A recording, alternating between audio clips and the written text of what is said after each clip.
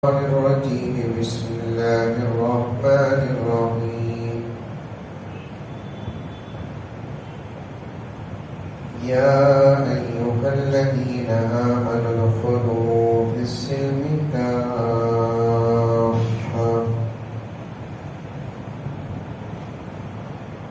ولا تتبعوا خطوات الشيطان إنه لكم عدو مبين. وقال تعالى في مقام آخر يا أيها الذين آمنوا اتقوا الله وقولوا قولا سديدا يصلح لكم أعمالكم ويغفر لكم ذنوبكم ومن يطع الله ورسوله فقد فاز فوزا عظيما. وقال تعالى في مقام آخر واستغفروا ربكم إنه كان غفارا يرسل السماء عليكم مدرارا ويمددكم بأموال وبنين ويجعل لكم جنات ويجعل لكم أنهارا. وقال تعالى في مقام آخر فإما نذهبن بك فإنا منهم منتقمون. صدق الله مولانا العظيم.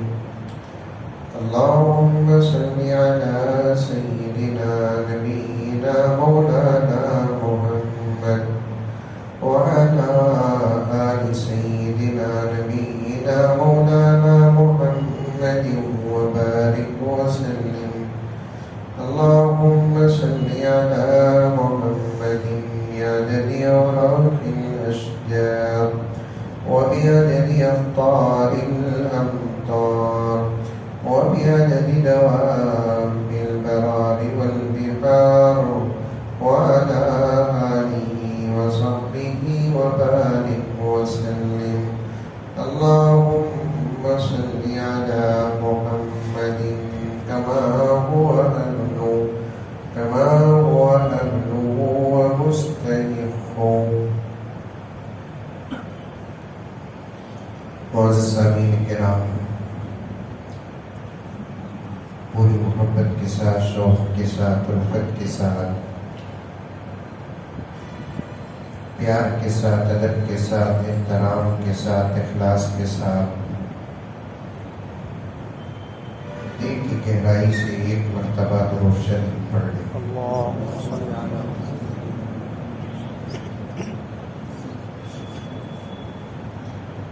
حاضرین کرام، دو حضرات علماء کرام کی مختصر صحیح جامع بیانات آپ حضرات نے سماعت فرمایا۔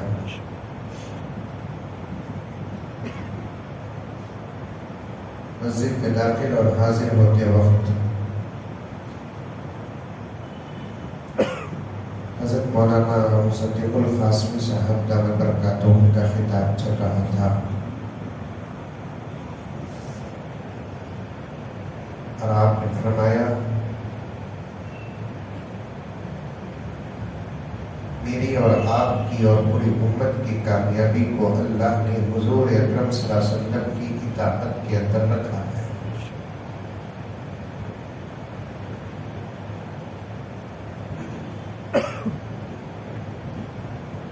تنہا آدمی ہو کہ پوری جماعت، اگر کامیاب ہونا ہے تو اس کے لیے ایک ہی شرط ہے، وہ یہ کہ آپ صلی اللہ علیہ وسلم کی زندگی کے مطابق ہماری زندگی ہو جائے۔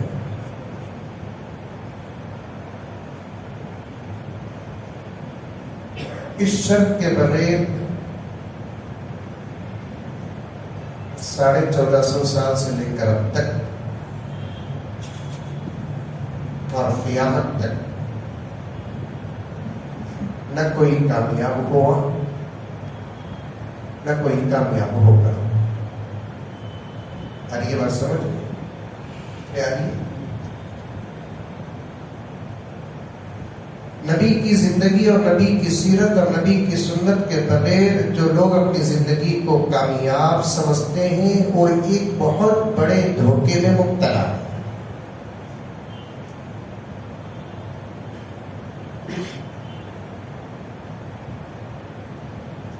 اور کہیں نہ کہیں کسی نہ کسی وقت وہ ایسے اللہ کے عذاب میں مبتلا ہو جائیں گے اس سے چھٹکارا ناممکن.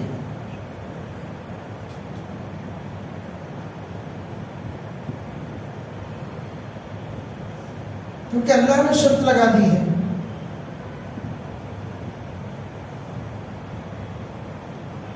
تم اگر کامیاب ہونا ہے تو میرے نبی کی زندگی کے مطابق اپنی زندگی بنا لو.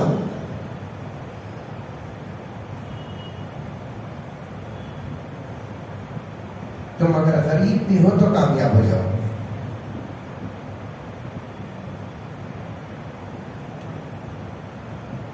لوگ سمجھتے ہیں کہ مال ہو تو انسان کامیاب ہوتا ہے. یہ بالکل غلط بات ہے. مال رہ کر بھی دنیا میں تقریباً 80 سے 90% مسلمان مال رکھ کر نبی کی سیرت سے جو ہٹے ہوئے ہیں وہ ناکام ہیں.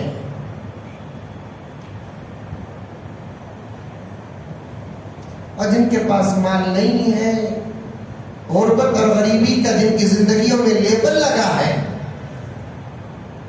اگر ان کی زندگیاں سنت کے مطابق، ان غریبوں کو کبھی آہستہ سے پوچھ لینا کہ بھائی زندگی کیسے چل رہی ہے، تو ایک ایسا پیارا جواب دیتے ہیں جنہیں سن کر سوائے مالداروں کو شرمندگی کے اور کچھ حاصل نہیں ہوتا. اللہ کا کرم ہے، سادی سیدھی زندگی، روٹی کی دال کی، سکون سے ہو. یہ جملہ کبھی سنے حیدرآباد والے؟ نہیں سنے تو آؤ بنگلور کو سنا.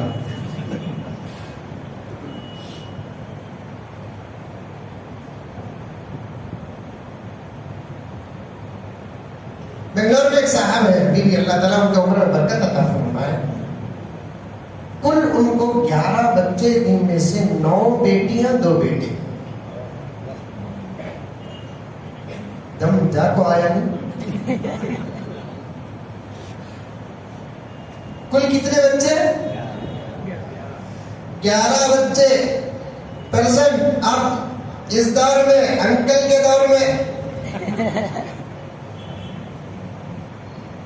اور 11 بچوں میں 9 بیٹیاں 2 بیٹے.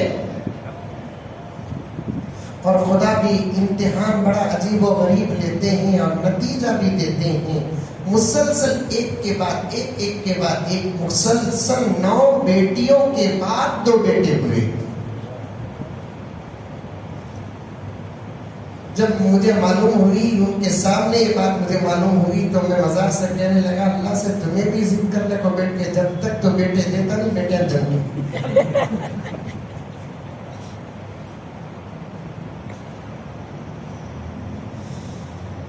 اللہ اکبر. اللہ ان کی نسل میں برکت عطا فرمائے.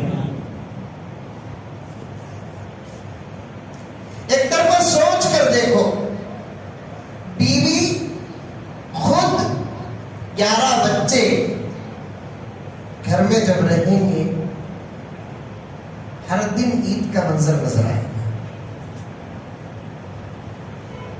گھر کثرت کمروں کو نہیں کہتے، گھر زمین کی وسعت کو نہیں کہتے، گھر اسے کہتے ہیں جن میں آبادی زیادہ ہو. اسی لیے پیارے آقا محمد رسول اللہ سب کہہ دو صلی اللہ علیہ وسلم، آقا نے فرمایا گھر بقدر ضرورت ہو اور اولاد زیادہ ہو تاکہ گھر کا منظر دیکھنے میں بھی خوشنما نظر آئے. میں کچھ اور پیغامات آپ کے سامنے پیش کرنا ہے، مقدمے کے طور پر بات کر رہا ہوں۔ جب مجھے بیان کے بعد کہیں اور جانے کا ہوتا ہے تو میں خود ٹینشن میں رہتا ہوں۔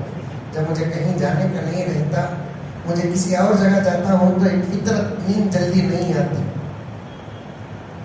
تو انشاءاللہ تعالیٰ آج جلدی اٹھنے والا نہیں ہے۔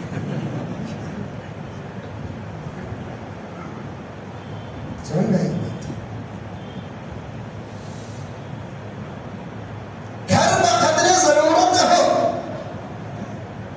جتنی دولت ہو اتنا گھر بنانے والے احمق ہے، احمق بیوقوف ہے، نادان ہے، جاہل ہے، خود اپنا حساب سخت سے سختر بنا رہے ہیں۔ اپنی دولت کے مطابق گھر نہ بناؤ، اپنی فیملی کے مطابق گھر بناؤ، تاکہ گھر آپ کا سرسبز و شاداب رہے، جنات و شیاطین سے خالی رہے، نظر بد سے خالی رہے۔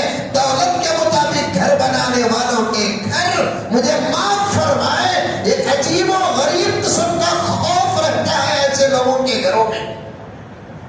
تم نے کیسا معلوم حضرت؟ میں تو بیانہ کو جانے والا تھا، میں گھر میں چھٹی، گھر میں کب رہتا ہوں، سفروں سے چھٹی لے کر گھر کو جاتا ہوں۔ اب جہاں بھی مجھے بیانات کو جانے کا موقع ملتا ہے، عام طور پر باہر سے آنے والے جب علماء ہوتے ہیں تو محلے کے مالدار سب سے پہلے ہوتے ہیں، حضرت کو ہمارے گھر میں قیام کراؤ، پوری سہولتیں ہمارے گھر میں ہیں۔ الحمدللہ سہولتوں کے پیچھے علماء پڑ گئے تو غریبوں کا کیا ہوگا؟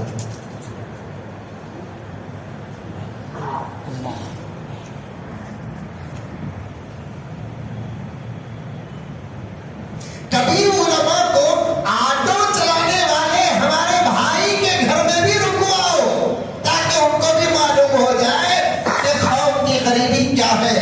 میں بھی صاف بات کرتا ہوں، مالداروں کے گھروں میں دولت تو نظر آئے گی، لیکن غریبوں کے گھروں میں محبت نظر آتی ہے۔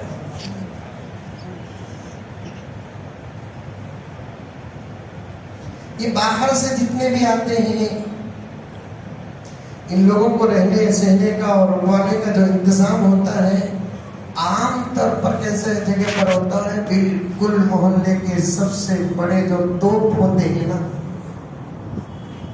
ان کے گھر میں انتظام کرتے ہیں۔ اور آنے والے مولانا کا وہ گھر والا بھی ایسی قدر کرتا ہے، ایسا ادب کرتا ہے، ایسی محبت کرتا ہے، وہ مولانا تھوڑی دیر سوچ میں پڑ جاتے ہیں اور دعا کرتے تہجد میں، اللہ اسی محلے کی مسجد کا مجھے امام بنا۔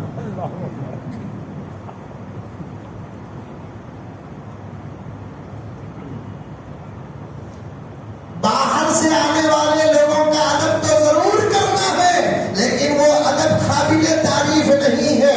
جو مالدار، جو محلے کا فرد اپنے امام کا ادب نہیں کرتا، وہ باہر سے آنے والے محدث کا بھی ادب کرے گا، اللہ کے نگاہوں میں مقبول و منظور نہیں ہوگا۔ جو مالدار، جو محلے کا ذمہ دار اپنے محلے کی مسجد کے مؤذن کا ادب نہیں کرتا، اس کا ادب نہیں کرتا، اس کا احترام نہیں کرتا، وہ باہر دارالعلوم دیوبند کے شیخ الحدیث کا ادب کرتا ہے، اس شیخ الحدیث کی محبت تو مل جائے گی، لیکن اللہ تبارک و تعالی اور اس کے پیغمبر دو عالم صلی اللہ علیہ وسلم کے نگاہوں کا وہ نہ مقبول ہوگا، نہ منظور ہوگا، نہ محبوب ہوگا۔ خود اپنے امام کا ادب کرو، اپنی مؤذن کا ادب کرو، باہر سے آنے والے کا بھی ادب کرو۔ ترتیب میں یہ پہلے ہے، وہ بعد میں۔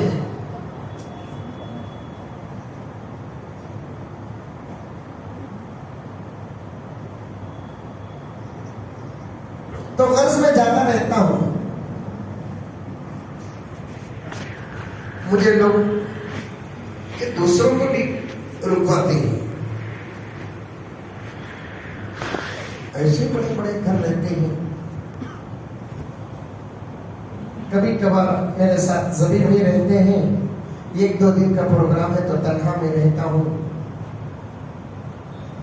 اور میرے لیے اوپر کا تو کوسا کے کمرے کا پورا فلیٹ الگ کر دیتے ہیں۔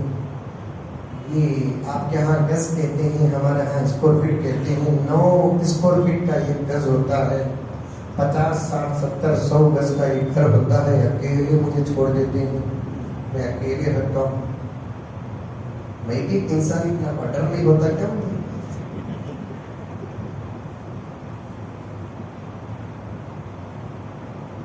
گھر کسے کہتے ہیں جس کے افراد زیادہ ہو؟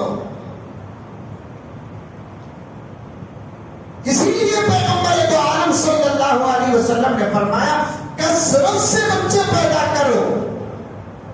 کل قیامت میں حشر کے میدان میں تمام انبیاء کی امت کے بنسبت جب میری امت زیادہ ہوگی تو مجھے فخر حاصل ہوگا. آقا نے محبت کا ایک رخ ہمارے سامنے پیش کر دیا, ورنہ اس پیغام کے دوسرے رخوں پر بھی اگر نظر کریں گے تو بڑے فائدے ہوتے ہیں. کثرت سے بچے پیدا کرنے سے آقا کی امت زیادہ ہوگی, انشاءاللہ ہوگی. بچے کم پیدا کرو تب بھی آقا کی امت زیادہ, بچے زیادہ پیدا کرو تب بھی آقا کی امت زیادہ. قانون کم بچے پیدا کرنے کا بنے تب بھی آقا کی امت زیادہ ہوگی. قانون زیادہ بچے پیدا کرنے کا بنے تب بھی آقا کی امت زیادہ ہوگی. آقا کے زبان سے نکل گئی بات نکل گئی, ان هو الا وحی یوحی وما ینطق عن الهوى. آقا خود اپنے زبان سے کچھ نہیں کہتے, اللہ کا حکم آتا ہے. آقا اپنے زبان سے الفاظ و کلمات نکالتے ہیں. تلاوت کے 2 قسمیں ہیں, ایک تلاوت جس کا حکم واجب و فرض ہے, ایک تلاوت جس کا حکم واجب و فرض نہیں ہے. اسی لیے محدثین علماء و فقہاء فرماتے ہیں اللہ کے رسول صلی اللہ علیہ وسلم کے زبان مبارک سے نکلنے والے کلمات جو احادیث ہیں یہ بھی کلام خداوندی کے حصے ہیں.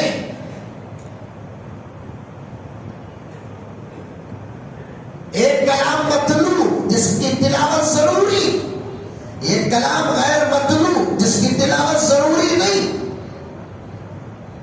لیکن یہ بھی اللہ کا کلام, وہ بھی اللہ کا کلام. قرآن بھی اللہ کا کلام, بخاری بھی اللہ کا کلام, قرآن بھی اللہ کا کلام, مسلم کے احادیث بھی اللہ کا کلام, قرآن بھی اللہ کا کلام, ترمذی کے احادیث بھی اللہ کا کلام, قرآن بھی اللہ کا کلام, ابن ماجہ کے احادیث بھی اللہ کا کلام. دونوں میں فرق کیا ہے؟ قرآن نہیں پڑھے گا کل قیامت میں سوال ہوگا, بخاری کی تلاوت نہیں ہوگی تو کل قیامت میں سوال نہیں ہوگا. یہ مطلوع ہے, وہ غیر مطلوع ہے, فرق اتنا ہے. لیکن یہ بھی اللہ کا کلام میرے نبی کے زبان سے نکلا, وہ بھی اللہ کا کلام میرے نبی کے زبان سے نکلا ہے.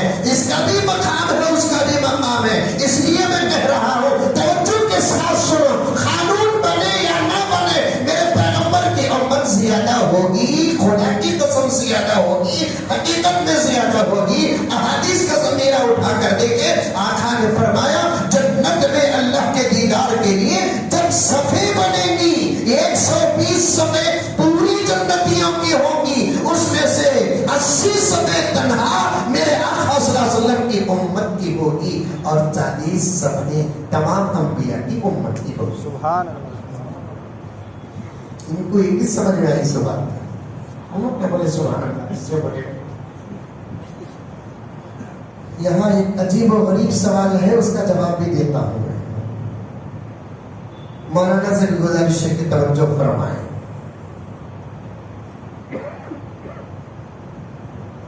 اب اس وقت دنیا میں جتنے مذاہب ہیں, اس وقت دنیا میں جتنے مذاہب ہیں, ان تمام مذاہب میں کس مذہب میں کتنے لوگ ہیں وہ بھی آپ کو ڈیٹا مل جائے گا. سن رہے کہ سو رہے؟ بیان کے بعد پوچھوں گا 9:50 میں کیا بولنا بولیں گے انشاءاللہ. ختم کرنے کے قریب ایک ایک ان کو چل جائیں گے. یاد رکھو, یہ سب باتیں یاد رکھو.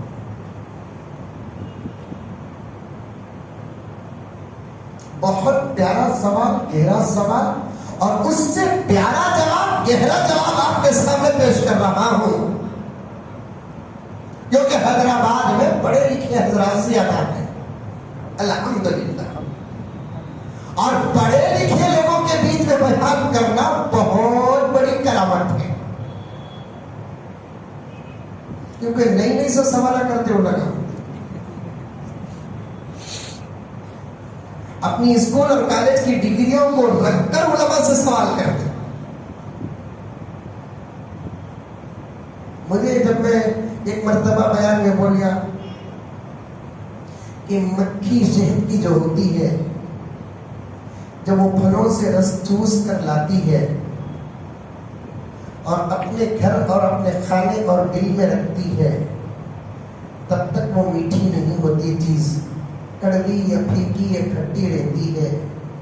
نبی پر درود پڑھنے کے بعد اس کا رس میٹھا ہو جاتا ہے. انشاءاللہ بعد میں بھی واقعہ بیان کروں اگر آ جائے تو. مجھے کچھ پیغام آپ کے سامنے دینا ہے بطور مقدمہ. سکون پر بات اٹھی، وہ 11 بچے والے کی بات اٹھی تو اس پر جا رہا ہوں. وہ 11 بچوں کے بعد کو میں بھی چھوڑتا نہیں، تمہیں بھی چھوڑوں گا. بیان کے بعد ایک صاحب آئے، آ کر کہنے لگے کہ مولانا واقعہ تو سننے میں بڑا اچھا ہے. دیکھو مولانا توجہ چاہتا ہوں، بڑے لکھے بڑے آدمی ہیں، کوئی کی کمپنی کے انہوں سائنسدان کرتے. سائنسدان بننا کمال کیا.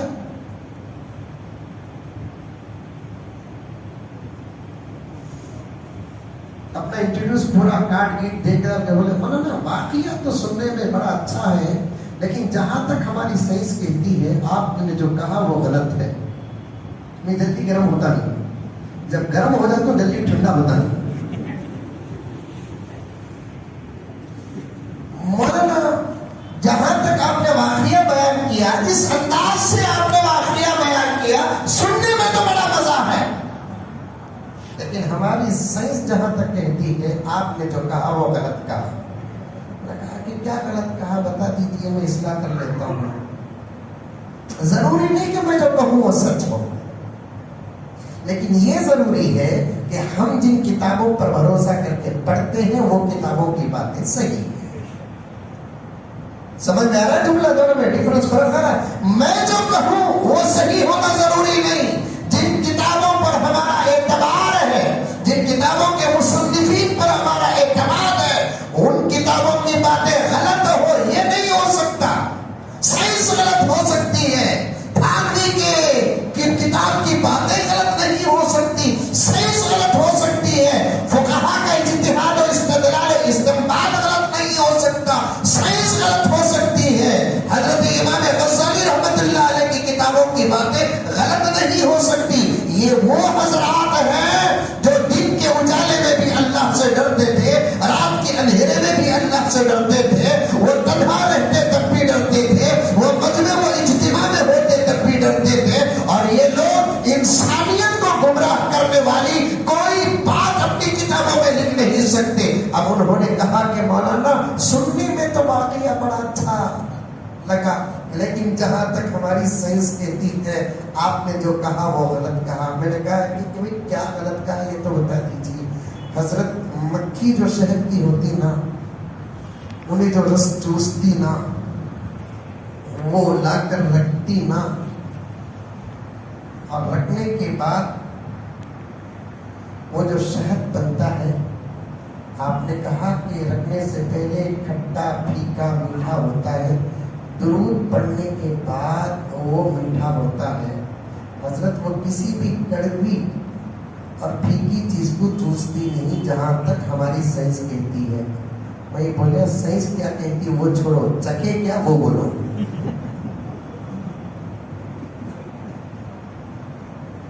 پڑھے لکھے لوگوں کے بیچ میں بیان کرنا بہت مشکل بات ہے. جاہلوں کو بٹھا لو، آسان کام ہے ان کو سمجھانا. غریبوں کو بٹھا لو، آسان بات ہے اور کام ہے ان کو سمجھانا. امیروں کو بٹھا کر سمجھانا مشکل ہوتا ہے، دنیاوی تعلیم یافتہ لوگوں کو بٹھا کر سمجھانا مشکل ہوتا ہے. اس لیے میں بار بار آپ کو سمجھانے اور سمجھنے کی طرف دعوت دے رہا ہوں. پیارے آقا نے فرمایا کل قیامت میں حساب و کتاب سے فارغ ہو کر تمام انبیاء کی امت جنت کو جب جائے گی، جنت کی نعمتوں سے مالا مال ہوگی. اور جنت کی سب سے بڑی نعمت اللہ تبارک و تعالیٰ کا دیدار ہے. اور اس دیدار کے لیے اللہ کے بندے جب اللہ کے دربار میں عرض کریں گے اے اللہ آپ اپنا جلوہ دکھائیے، اللہ تعالیٰ اپنے بندوں کو بذریعہ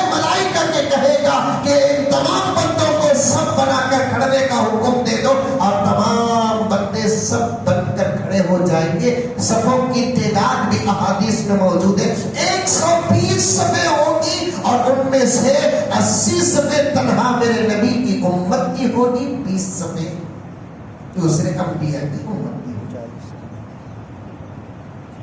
40۔ اب ایک سوال پیدا ہوتا ہے، ساری دنیا میں جتنے مذاہب ہیں اور تمام مذاہب کا ریکارڈ آپ کو بڑی آسانی سے مل جائے گا۔ آپ گوگل جانتے ہیں حیدرآباد والے؟ نہیں جانتے؟ حضرت مولانا مولوی گوگل صاحب قاسمی دعوت برکات نہیں جانتے؟ گوگل میں آپ سرچ کیجیے تو آپ کا نتیجہ مل جائے گا۔ عیسائیت ساری دنیا میں کتنے، یہودی ساری دنیا میں کتنے، ہندو ساری دنیا میں کتنے، مسلمان ساری دنیا میں کتنے۔ دوسرے نمبر پر مسلمانوں کا نام آتا ہے، پہلے نمبر پر ساری دنیا میں عیسائی بول کر رزلٹ آتا ہے۔ نہیں، غلط ہے۔ اب ساری دنیا میں کوئی ایک آدمی بھی عیسائی نہیں ہے۔ نوٹ آف دا پوائنٹ،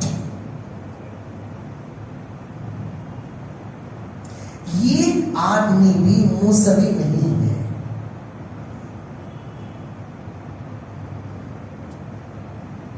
ساری دنیا میں ایک آدمی عیسائی نہیں ہے۔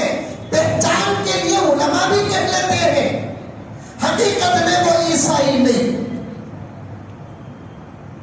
ایک آدمی بھی موسوی نہیں۔ یہودی بول سکتے ہیں، موسوی نہیں۔ ساری دنیا میں الحمدللہ ثم الحمدللہ محمدی کروڑوں ملیں گے۔ کیوں بھائی عیسائی نہیں؟ حضرت فقہا فرماتے ہیں عیسیٰ علیہ السلام کے دنیا میں تشریف لانے کے بعد آپ کے اعلان نبوت کو سن کر اللہ اور عیسیٰ پر جو ایمان لے کر آیا وہی عیسائی رہا، اور وہ سلسلہ آپ کی نبوت کا یعنی حضرت عیسیٰ علیہ السلام کی نبوت کا سلسلہ چلتا رہا 500 سال تک۔ حضرت عیسیٰ کے آسمان میں اٹھائے جانے کے بعد 500 سال کے بعد جب میرے آقا حضرت محمد مصطفیٰ صلی اللہ علیہ وسلم دنیا میں تشریف لائے، اب عیسیٰ کو ماننے والوں کو بھی حکم تھا اب تم محمد کو مانو۔ اگر اس وقت کوئی عیسائی یہ کہتا کہ اے محمد میں تمہیں نہیں مانوں گا، عیسائی کو مانوں گا، خدا کی قسم اللہ فرماتے ہیں جو میرے محمد کو چھوڑ کر عیسیٰ کو مانے گا وہ بھی عیسیٰ کا منکر ہوگا۔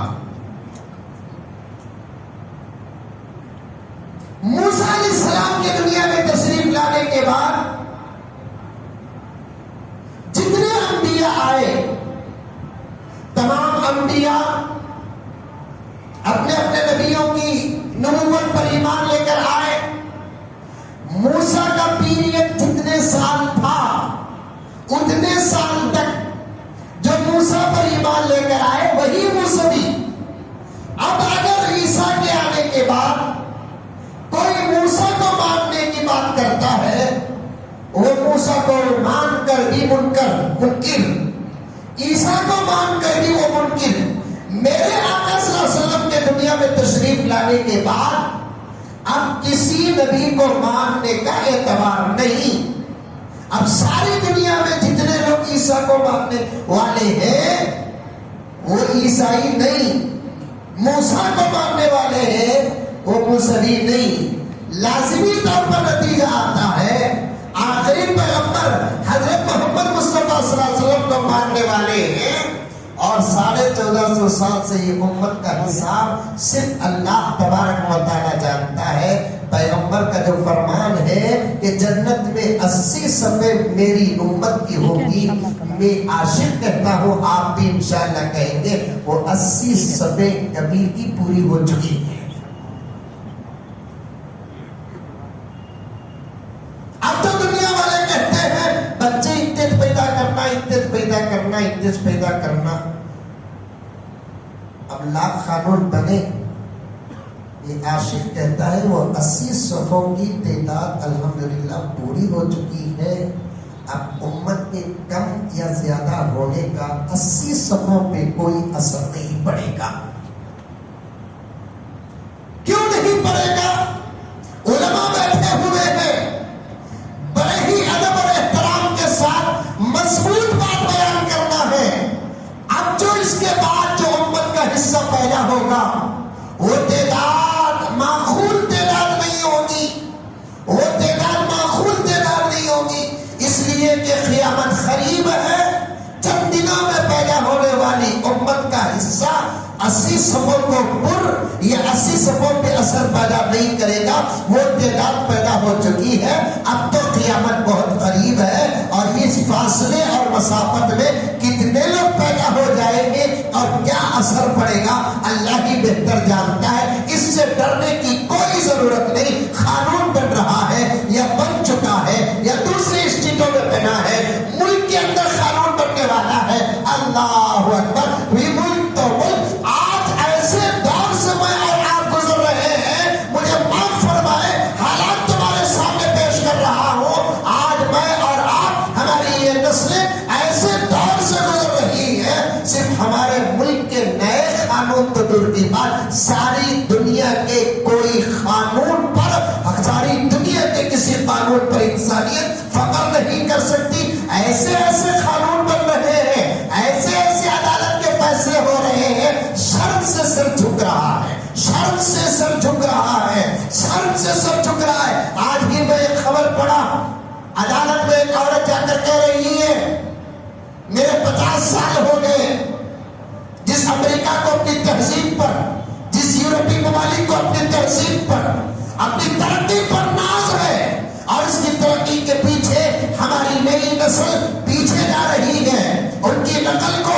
فخر سمجھ رہی ہے، ان کے چہرے کو فخر سمجھ رہی ہے، ان کے لباس کے اپنانے کو فخر سمجھ رہی ہے، ان کے چال ڈھال کو فخر سمجھ رہی ہے، ان کی بے حیائی بے شرمی کو فیشن کا لیبل لگا رہی ہے۔ اس یورپی ممالک کی تہذیب، وہاں کی انسانیت کیا مقام تک پہنچی ہے سنو۔ یہ یورپی ممالک میں سے ایک ملک، جس ملک کی سپریم کورٹ میں ایک عورت جس کی عمر 50 سال ہو چکی ہے جا کر ایک اپیل پیش کرتی ہے، ایک درخواست دیتی ہے، کیا میرے 50 سال ہو چکے ہیں، اب مجھے قانوناً مرنے کی اجازت دو۔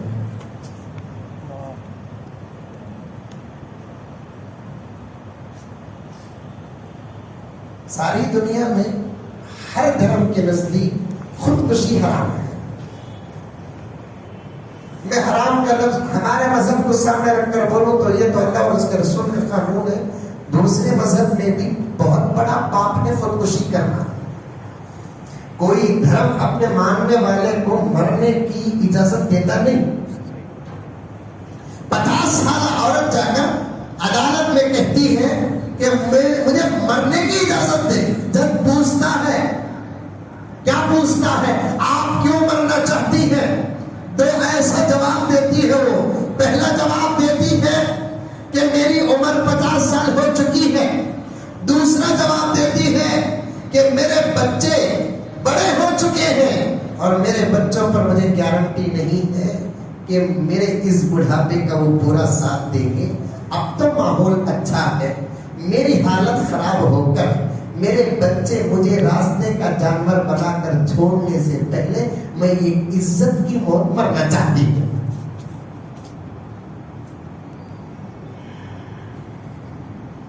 وہ سن کر عدالت کو کیا کرنا چاہیے تھا، تو کیوں مرنا چاہتی ہے؟ اگر تیرے بچوں پر تجھے بھروسہ نہیں، کیا تیرے ملک کی حکومت پر تجھے بھروسہ اٹھ گیا؟ اگر تیرے بچے تجھے نہیں پالیں گے تو تیرے ملک تجھے پالے گا۔ یہ کہنے کے بجائے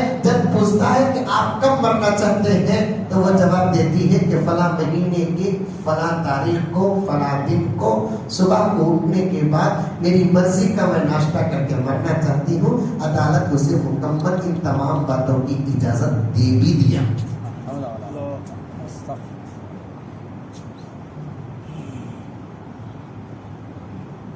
دے دیا اجازت. اس کے بعد اختلاف اسلام پر نظر ڈالو. 50 سال کا 100 سال ہو جائے بوڑھے ماں باپ بچے اپنے ماں باپ کو پالنا وہ ان کا فرض ہے.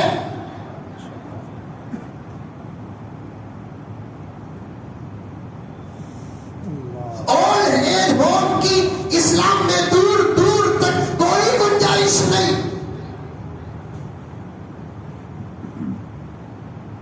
بوڑھی ماں بوڑھے ماں باپ کو جو بچے اپنی جوانی میں اپنے بوڑھے ماں باپ کا ساتھ دیتے ہیں. ایک ضعیف ترین روایت میں نے نصرت المجالس میں پڑھی. جو جوان بچہ اپنے بوڑھے ماں باپ کی خدمت میں لگا رہتا ہے اللہ تعالیٰ فرشتوں سے فرماتے ہیں وہ دیکھو میرا بندہ. آقا نے فرمایا اس بچے اور اس جوان پر اشارہ کر کے اللہ فرشتوں کے بیچ میں فخر فرماتی ہے. فخر فرماتے ہیں. ساری دنیا کا کوئی قانون آج انسانیت کے مطابق نہیں. اس قانون کے پیچھے ہم لوگوں کو پڑھنا نہیں. 2 بچے پیدا کرو 4 بچے پیدا کرو 10 بچے پیدا کرو.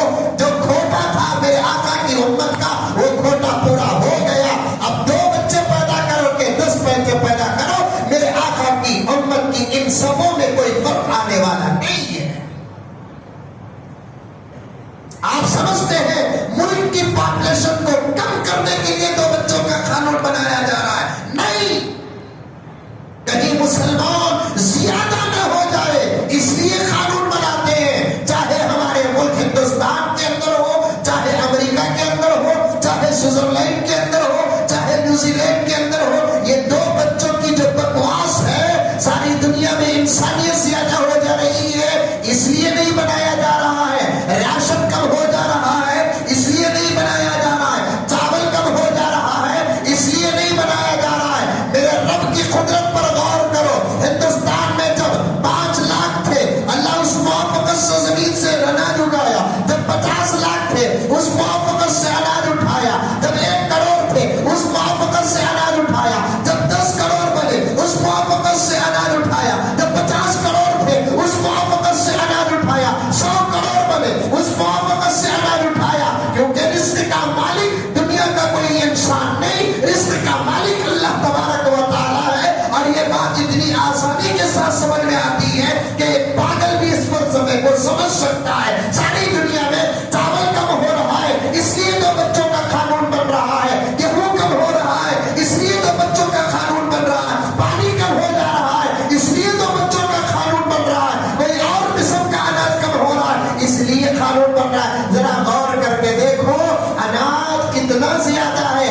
ابھی ہمارے ملک کے اندر جو اب 130 کروڑ 35 کروڑ ہے اور 260 کروڑ ہو جائے مجھے میرے رب کی رزاقیت پر پورا بھروسہ ہے. انشاءاللہ تعالیٰ ثم انشاءاللہ ہمارے ملک کا راشن کم نہیں ہوگا. یہ 2 بچوں کا جو قانون بن رہا ہے راشن کے کم ہونے کی وجہ سے نہیں بنا رہے. اور زمین بھی چھوٹی ہو گئی ہے اس لیے 2 بچے پیدا کرو. اس لیے زمین کتنی بڑی ہے اللہ اکبر. اب اس وقت انسانیت جتنی ہے اس کے 100 گنا زیادہ ساری دنیا میں پیدا ہو جائے تب بھی زمین بڑی ہے مخلوق کم ہے. کتنی بڑی ہے زمین, کتنی بڑی ہے. الحمدللہ ثم الحمدللہ ان ارض اللہ واسعہ. اللہ فرماتے ہیں اللہ کی زمین بہت بڑی ہے. زمین چھوٹی ہو گئی اس لیے بچے کم پیدا کرو. اناج کم ہو گیا اس لیے بچے پیدا کرو. نہیں, مسلمان پھیلتے جا رہے ہیں اس لیے بچے پیدا کم کرو. یہ ٹارگٹ پورا ہو گیا. اب اس کے قانون پر عمل کرو یا نہ کرو، میرے نبی کی طے کی ہوئی تعداد میں کوئی فرق آنے والا نہیں ہے۔ بات سمجھ میں آئی؟ ارے منڈی تو بھی اللہ ہوا ہے۔ پھر بھی میں کہنا چاہتا ہوں یہ 2 بچوں والا قانون پر عمل نہ کرو۔ آج سے تقریباً 150 سال پہلے جب ہمارے ملک میں انگریزوں کا غلبہ تھا تو اس وقت 2 خطرناک قانون بنے۔ ابھی بھی بول رہا ہوں، میں اپنے مقصد کی طرف آیا نہیں، ادھر ہی گھوم رہا ہوں۔ جب انگریزوں کا غلبہ تھا 2 بڑے قانون بنے۔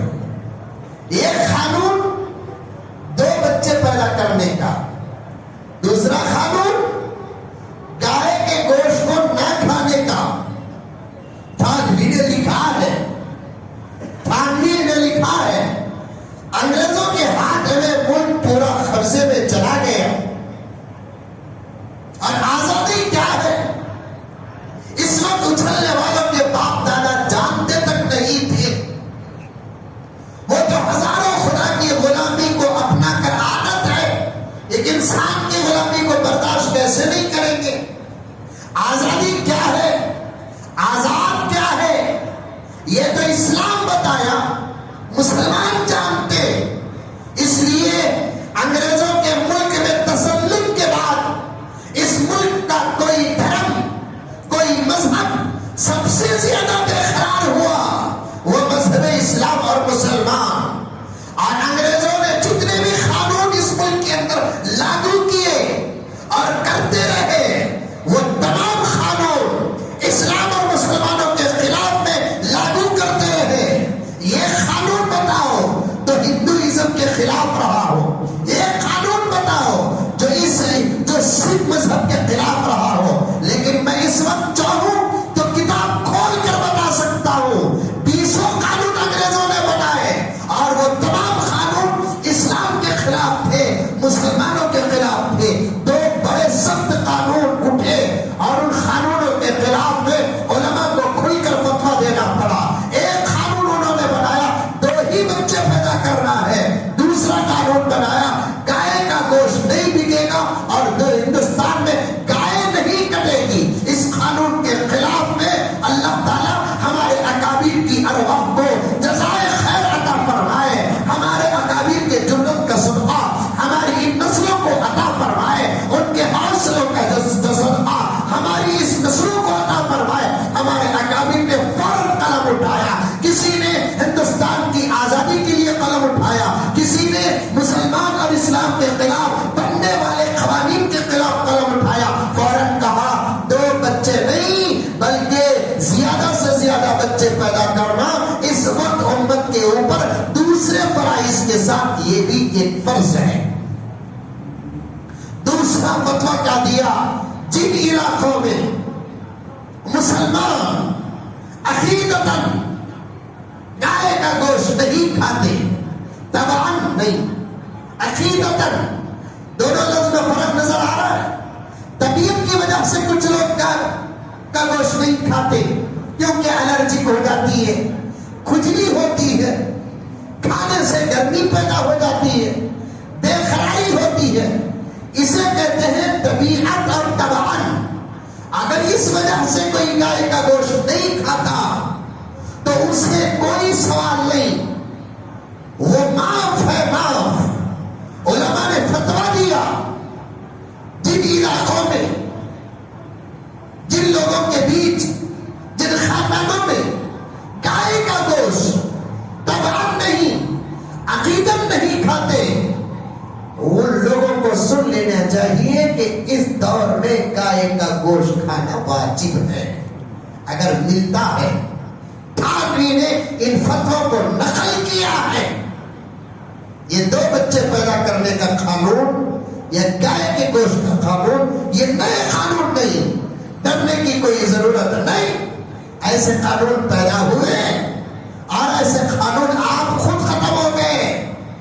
بننے کی تاریخ تو ملی، ختم ہونے کی تاریخ نظر نہیں ہے۔ آپ کا تلنگانہ ہے، ہمارا کرناٹک ہے، ہمارے کرناٹک میں بڑے زور کے ساتھ گائے کے گوشت پر پابندی لگی چند مہینے پہلے، زبردست بل پاس ہو گئی. کچھ ہمارے بھی تھے کہتے تھے کہ اگر بل پاس ہو گئی ہم ودھان سبھا کے سامنے، اسمبلی کے سامنے بڑی بڑی نلیاں کھائیں، اور کچھ پارٹیاں ہماری تائید کا اعلان کر کے اندر سے دھوکہ بھی دے دیے. خیر بل پاس ہو گئی. ہمارے ملک میں بل پر عمل ہوتا کہ نہیں ہوتا کہ بل تو پاس ہو جاتی کہ یہ تو انکل وہی طلاق کی بل پاس ہوئی کہ نہیں ہوئی، عمل ہو رہا ہے. ارے ہو رہا ہے عمل. اللہ ہماری قوم کی ماں اور بہنوں کو جزائے خیر عطا فرمائے. ایک طرف بل ہے، دوسری طرف شریعت ہے. شوہر 3 طلاق دیتا ہے، بیوی سنتی ہے، بیوی پر ظلم ہوا، مسئلہ پولیس اسٹیشن تک گیا. بنگلور کی بات بتا رہا ہوں، رہتا بنگلور میں، حوالے وہ واقعات بنگلور کے دینا پڑتا ہے. پولیس تک چلے گیا مسئلہ، پولیس کے پاس بیٹھے، سرکل بیٹھا، کچھ حضرات بیٹھے، ادھر لڑکی کے رشتہ دار، ماں باپ چچا وغیرہ سب بیٹھے، ادھر لڑکے والے سب بیٹھے. لین دین کا سیٹلمنٹ وہاں گیا. باتوں باتوں میں پولیس کے سامنے 3 طلاق کی بات اٹھی. انسپکٹر کو انکل کی بھی یاد آ گئی. فوراً پوچھا انہوں طلاق دیے کیا؟ ہاں طلاق دی. کتنے دیے؟ 3 طلاق دی. ارے یہ تو ایکسپٹ نہیں.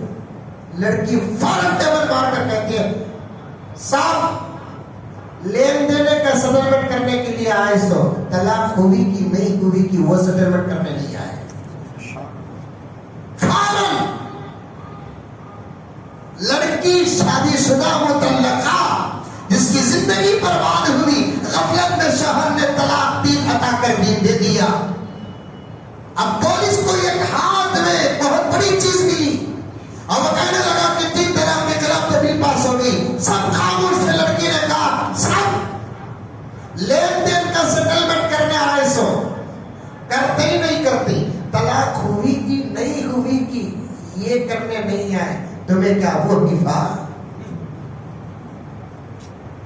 بل تو پاس ہو گئی، عمل ہو رہا ہے. ویسے ہی ہمارے کرناٹک میں گائے کے گوشت میں بل پاس ہوئی. ایک 15 دن ہوتا کیا شریف کیا زمین میں 15 دن، وہ 15 دن بھی کھائے بغیر ہمیں نہیں تھے. پیسہ جا کو کہاں سے لینا لے لو آئے ڈبل کھائے. بلکہ خود پولیس گائے کے گوشت کے دکان والوں سے کہنے لگی کہ کام کرو بیچو ڈور ڈال کر. ایسے بھی تو پاس ہو جاتے. عمل اخلاص بولتے نا، یہ صرف مسلمانوں میں ہونا ضروری نہیں، ہر مذہب میں ہونا ضروری، ہر ڈپارٹمنٹ میں ہونا ضروری. کسی کی دشمنی کو سامنے رکھ کر اگر کوئی آدمی کوئی بات کرتا ہے، کوئی کام کرتا ہے، وہ کسی بھی مذہب سے تعلق رکھنے والا کیوں نہ ہو، اس کا کام کامیاب نہیں ہوتا. غیر اس بنگلور میں ایک صاحب 11 بچے جس میں سے 9 بیٹیاں 2 بیٹے، وہ بھی بیچ میں بھی بیٹے نہیں، پہلے 9 مسلسل بیٹیاں، بعد میں 2 بیٹے. اور ان کا کام کیا معلوم؟ مسجد کے پاس کھڑے ہو کر وہ پپئی کنکڑی اننس بیچتے ہیں. اب آؤ میں ان سے ملاقات کراتا ہوں. اب آؤ میں ان سے ملاقات کراتا ہوں. مولانا آگے سنو. جب مجھے خبر پہنچی کہ 11 بیٹیاں اور 2 بیٹے، 9 بیٹیاں اور 2 بیٹے 11، سوچا پہلی بیٹی پیدا ہوئی تو تمہاری قوم کا چہرہ بیوہ کا ہو رہا ہے، کم سے کم یہ پہلا بار دوسرا دیکھیں گے، اتنا بھی انتظار نہیں. پہلی بیٹی پیدا ہوتے سب صورت اتر جاتی. میں بھی ہمارے گھر والے ہمارے بھانجیاں وغیرہ ان کے سب ڈلیورا ہوئے تو ہسپتال کو جاتا ہوں. ہسپتال میں جب عورتوں کو لے کر اندر چلے جاتے ہیں باہر گھنٹے انتظار کرنا پڑتا ہے. میرا کام ہی تحقیق کرنا, کتابیں بھی پڑھ دوں چہرے بھی پڑھ دوں. اندر انہیں درد میں تڑپ لگو رہتی, انہیں فکر میں تڑپ لگو رہتا. یہ گھگو انہیں درد میں تڑپ لگو رہتی کہ وہ تو بچے کے پیدا کرنے کا جو وقت ہوتا نہیں وہ ہم مرد کیا جانتے ہیں. وہ موت کے منہ میں جا کر واپس آنے کا وقت ہوتا ہے. اسی لیے عورت میدان جہاد تو جا نہیں سکتی لیکن شہادت کا ثواب پا سکتی ہے. کن اعمال سے عورت کو شہادت کا ثواب ملتا ہے وہ فہرست مختلف احادیث سے نکال کر جمع کر کے پڑھیں گے. اس میں سے ایک سبب کیا, جو عورت اپنے بچے کو جنم دیتے ہوئے مر جاتی ہے اللہ تعالیٰ اس کے نامہ اعمال میں شہادت کا اجر عطا فرماتے ہیں. سبحان اللہ سبحان اللہ. عجیب و غریب درد ہے وہ سر کا درد. بھائی میں بولا تو آپ کیا بولتے ہیں؟ ہاں حضرت سر کا درد بڑا خراب. تو تم نے بھی سر کا درد ہے. دانت کا درد بڑا خراب درد ہے. بیوار سی درد ہے. دشمن کو بھی نہ کو حضرت درد ہے بولتے نہیں ہوتے کہ اگر اس درد کا احساس آپ کو ہے. کان کا درد, یہ درد تو بڑا عجیب و غریب درد ہے. ہم کو رات کو جاتا. آپ کو معلوم ہو جانا چاہیے اکثر بیماریاں دن کے مقابلے میں رات ہی میں اتری ہے دنیا میں. اسی لیے رات ہی میں انسان اکثر بیماریوں میں مبتلا ہوتا ہے. اور درد بھی جو ہوتے ہیں نا دن کی بنسبت رات ہی کو زیادہ آتے ہیں. کوسا بھی درد رندو رات ہی کو زیادہ آتے ہیں. کیوں؟ اس لیے کہ بیماریوں کے اترنے کا وقت بھی کتابوں میں لکھا ہے دن کے مقابلے میں رات ہی ہے. کان کا درد ہے ہاں حضرت بڑا خراب درد حضرت بولتے ہیں.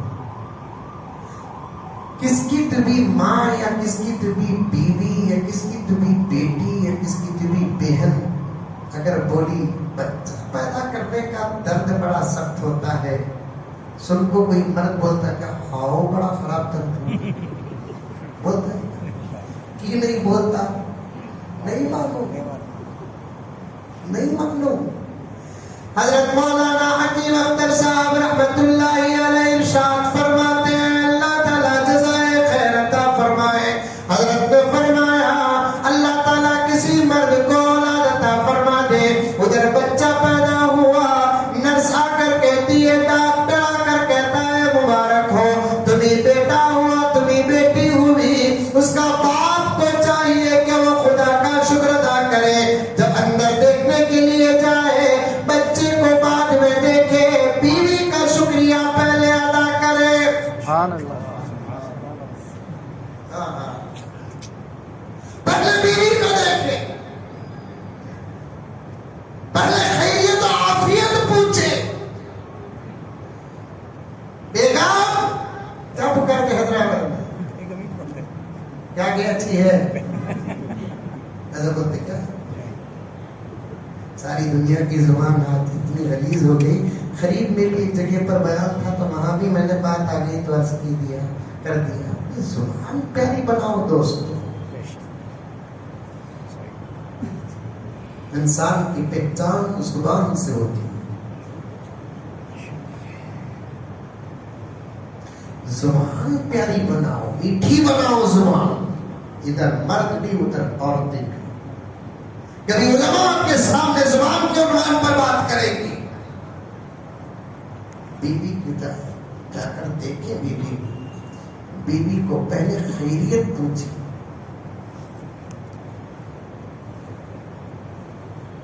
اسے مبارکباد پیش کریں, اس کا شکریہ ادا کریں.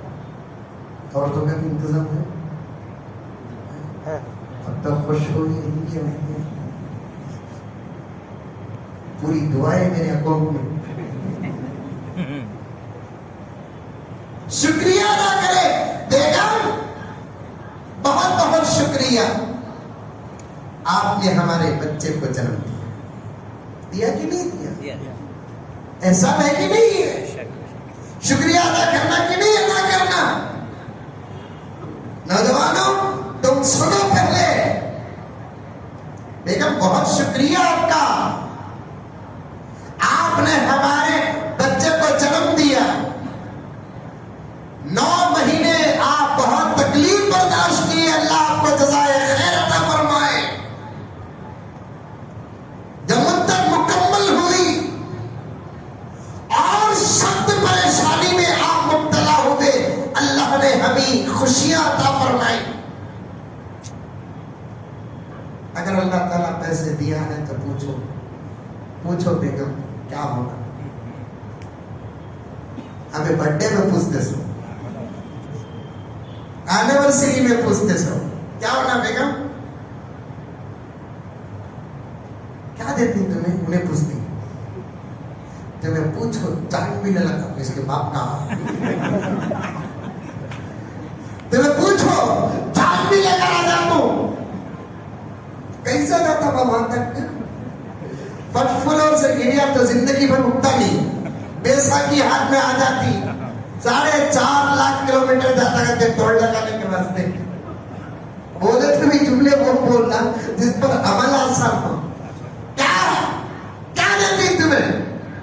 اگر وہ پوچھی میری طاقت کے اندر اگر دینے کی کوئی چیز ہے, انشاءاللہ تعالی ازروی شرع آپ کو دوں گا. نہیں, اندر میں ہے انہیں باہر خطا مسئلہ کرتا, ٹھیک ہوتے تھے تو گرم رہتا, تو ٹینشن میں آدمی گرم ہو جاتا. کیا ٹینشن تھا, بیوی جیتی کی مرضی کی ٹینشن, وہ نہیں ہے تو نہیں تو 21 نہیں تھی. پھر کیا بات, بیٹا کی بیٹی کی یہ سوچو, میرے دوست کو بیٹا ہوا ہے, اب اس کے سامنے مجھے بیٹی ہوگی تو میری عزت کیا. اس بیوقوف کو نہیں معلوم اللہ نے عزت 3 حصے زیادہ لڑکے سے لڑکی کے اندر رکھی. سبحان اللہ. میرے آقا حضرت محمد مصطفیٰ صلی اللہ علیہ وسلم نے ارشاد فرمایا, جس گھر کے اندر بیٹی پیدا ہوتی ہے اس کے باپ کو اللہ تبارک و تعالی کا سلام آتا ہے. سبحان اللہ. ایک مرتبہ میرے آقا نے حضرت جبرائیل علیہ السلام سے پوچھا, اے جبرائیل میں اللہ کا آخری نبی ہوں, میرے بعد کوئی نبی نہیں. جبرائیل بولے رہیے نہیں, ہاں اللہ کے رسول لیکن حیدرآباد میں آئیں گے.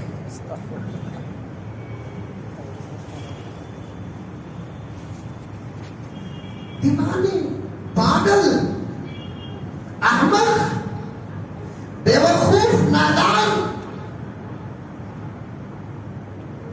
یہ عقیدے تو گھٹی میں ڈال دیے گئے. اللہ کے بعد کوئی اللہ نہیں, اللہ کے علاوہ کوئی اللہ نہیں, محمد کے بعد کوئی نبی نہیں. جو نبوت کا دعویٰ کرے پیچھے پڑ گئے, جو رسالت کا دعویٰ کرے پیچھے پڑ گئے. جمہوریت ہے, ایسے لوگ بچ رہے ہیں. ایک طرفہ اگر ملک کا نظام ہوتا تو یہ واجب القتل ہوتے, واجب القتل. سمجھ میں آ رہی ہے بات؟ جمہوریت ہے, ایسے کمینے کمزور بچ رہے ہیں. پھر بھی میں کہوں اگر کوئی کارندہ بیٹھا ہے, آپ بچ جائے, ختم نبوت پر حملہ ہو, میں اپنے آپ کو بچنے کی فکر کروں تو پھر اسلام سے باہر, نبوت کی نظر سے باہر. جمہوریتیں بچ رہے ہیں, ایسے کمزور, ایسے کمینے, کئی باپ کی اولاد اگر ہمارے سامنے نبی کی نبوت پر, ختم نبوت پر حملہ کرے, موقع औकात हो तो फिर जहन्नम पहुंचा दो। इनका एक ही इलाज, तकरीरें इनका इलाज नहीं, बयानात इनका इलाज नहीं, दलील तो ऐसे कमीनों को देने की भी जरूरत नहीं है। इनका इलाज हजरत उमर ने क्या फरमाया, जिसको मोहम्मद का फैसला पसंद नहीं वो उसके फैसले उमर की तलवार करती है। बेटा भी हो तो पहुंचा दो जहन्नम, बाप भी हो तो पहुंचा दो जहन्नम। बाप का मर्तबा, माँ का मर्तबा, बीवी का मर्तबा, शौहर का मर्तबा, बच्चों का दर्जा, ये सब अल्लाह और उसके रसूल के बाद है, उनसे पहले नहीं। एक तरफ अल्लाह, एक तरफ माँ, तरजीह किसे देंगे? अल्लाह को। एक तरफ अल्लाह, एक तरफ बाप, तरजीह किसे देंगे? अल्लाह को। एक तरफ मेरे आका, एक तरफ माँ, तरजीह किसे देंगे? एक तरफ मेरे आका, एक तरफ बाप, तरजीह किसे देंगे? कल क़ियामत में माँ हमको अल्लाह के अज़ाब से नहीं बचाएगी, बाप अल्लाह के अज़ाब से नहीं बचाएगा, बीवी अल्लाह के अज़ाब से नहीं बचाएगी, शौहर अल्लाह के अज़ाब से नहीं बचाएंगे तो कौन बचाएगा? अल्लाह की इजाजत से हमारे आका बचाएंगे। खत्मे नबूवत पर कोई कॉम्प्रोमाइज नहीं, खत्मे नबूवत पर कोई सौदा नहीं, सारी दुनिया में मुसल्लम। अगर नबूवत का सिलसिला जारी होता, ईसाई लोग अपने अंदर कई लोगों को पैदा करके कहते थे कि ये नबी है। कॉलेज में पढ़ने वालों, स्कूलों में पढ़ने वालों, भोले भाले नौजवानों, इस अकीदे को अपने खून के अंदर मिला दो और इनका एक ही इलाज है, इनको जितना जल्द हो सके इस दुनिया से खत्म करना है। अहमद लाहौरी का जज्बा पैदा करो, अनवर कश्मीरी का जज्बा पैदा करो। क्या जुर्रत थी और क्या जुमले थे। एक मर्तबा अहमद लाहौरी को पता चला कि उनके इलाके में कोई खत्मे नबूवत पर हमला कर रहा है। अहमद लाहौरी ने जोर से कह दिया, जो बीच में कहने वाला था वो तो मुसलमान था, उससे अहमद लाहौरी ने कहा कि भाई मौका मिल गया तो उसे मैं मारूंगा। अब उन्हें जाकर वहां से सुनाया, उन्हें जाकर केस फिट कर दिया। अहमद लाहौरी ने मुझे मारने की धमकी दी और कानून क्या है, किसी को मार दिए तो उतना बड़ा जुर्म नहीं होता, मारने की धमकी दिए तो जुर्म है। हुकूमत ने अहमद लाहौरी को गिरफ्तार कर लिया, जेल में डाल दिया। और इतना बड़ा आलिम, आजादी हिंद का अलंबरदार,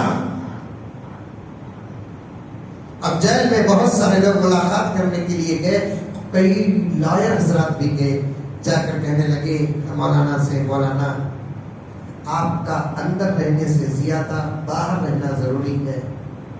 आप एक दिन के अंदर बाहर निकल जाएंगे, अगर आज कह दिए आप तो कल आपकी बेल है। सिर्फ इतना कह दो कि मैं उसे धमकी नहीं दिया, बचत का मसला मैं हल कर लूंगा। और लायरों को तो बहुत अच्छा आता है झूठ, गुस्सा सच को झूठ बनाना।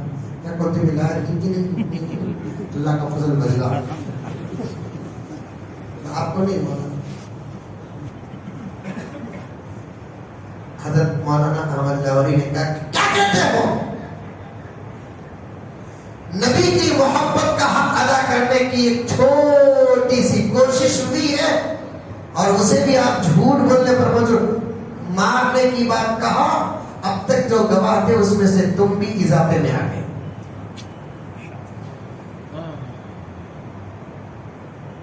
आखिर अदालत में पेशी हुई, कचहरी में हजरत अहमद लाहौरी खड़े।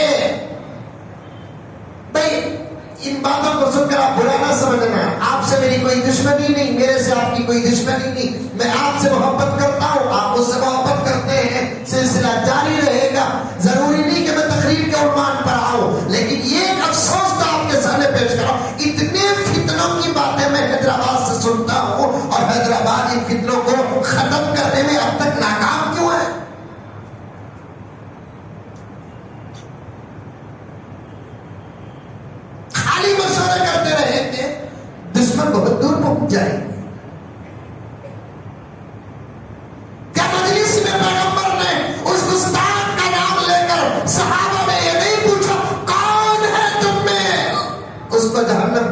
اتارنے والا. پوچھے نہیں پوچھے.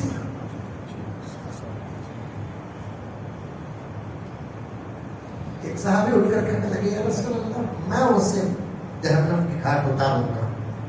آقا نے یہ نہیں کہا کون ہے اسے سمجھانے والا, کیونکہ اس حدیث سے ہمیں یہ سبق ملتا ہے سمجھنے والوں کو سمجھانا.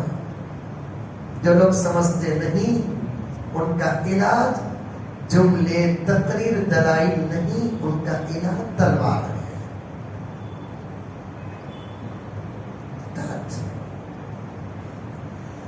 ماں پر حملہ ہو برداشت بیٹا نہیں کرتا, باپ پر حملہ ہو, شفقت پر حملہ ہو, ممتا پر حملہ ہو برداشت نہیں کرتا, ختم نبوت پر حملہ ہو برداشت کر لے, سوال پیدا نہیں ہوتا.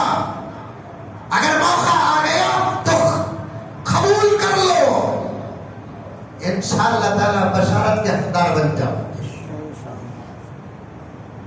فتنوں کو ختم کرنے کے لیے دیر نہیں, جلدی.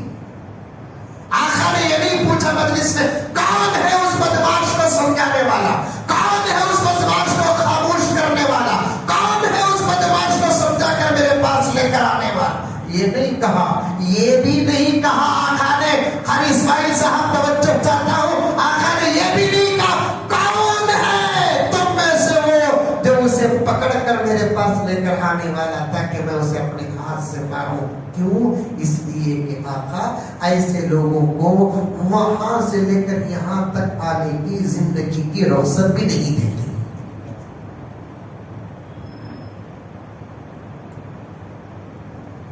جہاں ملے ختم. حضرت عبد لاہوری عدالت میں کھڑے ہیں, جج بیٹھا ہے,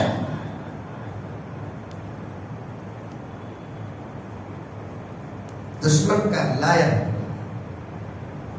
عدالت کے سامنے احمد لاہوری کے بیان کو پیش کرتا ہے. اور عدالت اس نے ہمارے کلائنٹ کو مارنے کی دھمکی دی, اور مارنے کی دھمکی دینا اور مارنا ہندوستان کے قانون میں دونوں برابر ہے. چنانچہ ان پر قتل کا مقدمہ دائر کیا جائے. جج نے پوچھا احمد کیا تم نے مارنے کی دھمکی دی؟ اللہ کے نیک بندے جو ہوتے نا وہ جھوٹ بھی بولتے نہیں, وہ ڈرتے بھی نہیں. فوراً کہا جج صاحب جب آپ نے سن لیا آپ پوچھ رہے ہیں, مجھے کہنا پڑتا ہے میں مارنے کی دھمکی دیا ہوں. اب چونکہ وہ ادھر کھڑا ہے میں ادھر کھڑا ہوں, پہنچنا متاثر ہے, لیکن جب ملے گا ماروں گا. عدالت میں جج صاحب قاضی آگے تو اٹھا کر پڑے, احمد لاہوری کا جذبہ مل جائے گا. جج نے پوچھا کیوں مارنے کی دھمکی دی, آپ اسے کیوں مارنا چاہتے ہیں؟ جج صاحب یہ ہمارے نبی کی ختم نبوت پر حملہ کیا, ہمارے نبی کے علاوہ جھوٹے مکار فریبی دجال نبی کی نبوت کو مانا, اس لیے اسے نہیں چھوڑوں گا. جج نے پوچھا ختم نبوت کے خلاف بات کرے تو مار دیں گے آپ؟ جج صاحب اگر بھروسہ نہیں ذرا میرے نبی کے ختم نبوت پر تم کچھ بول کر دیکھو, تمہیں بھی نہ ماروں تو تب پوچھنا.